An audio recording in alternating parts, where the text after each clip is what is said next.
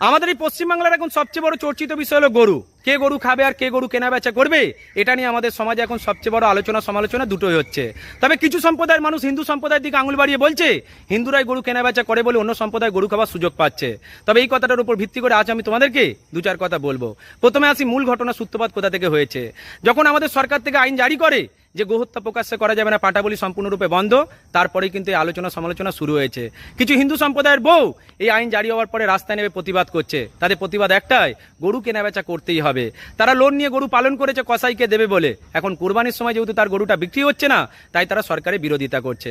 এবার প্রশ্ন হলো এটাই, গরু কেনাবেচা কি শুধুমাত্র হিন্দুরাই করে? তা কিন্তু নয়, মুসলিমরাও করে, খ্রিস্টানরাও করে, কিন্তু তাদেরকে দেখানো হচ্ছে না, শুধুমাত্র হিন্দু সম্প্রদায়কে দেখানো হচ্ছে।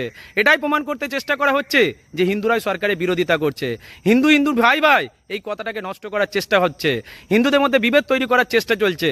গোহত্যা আইনকে রোধ করার জন্য হিন্দুদেরকে সবার আগে আনা হচ্ছে, আর এতে বেশ কিছু হিন্দু পরিবার সামিল হয়ে যাচ্ছে।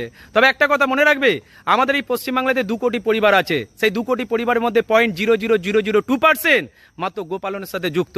এদের জন্য সরকার অবশ্যই চিন্তা করবে। তবে আমি একজন সাধারণ নাগরিক হিসেবে সরকারের কাছে আবদার করি, গোরক্ষা কমিটি তৈরি করুন, পশ্চিমবাংলার বুকে সবচেয়ে বড় গোশালা তৈরি করুন। সেখানে আমরা সনাতনীরা 10 টাকা করে প্রতি মাসে অনুদান দেব, তাতেই সেই গোশালা সুন্দরভাবে চলবে, পরে পর্যটন কেন্দ্রে পরিণত হবে। গোরক্ষা কমিটি গোমাতাকে রক্ষা করবে, আর গোরক্ষা কমিটি তৈরি হয়ে গেলে গরু কেনাবেচাটা সম্পূর্ণরূপে বন্ধ হয়ে যাবে। তখন আর হিন্দুদের দিকে আঙুল বাড়াতে কেউ কোনোদিনই পারবে না। জয় শ্রীরাম, ভালো থাকবেন প্রত্যেকে।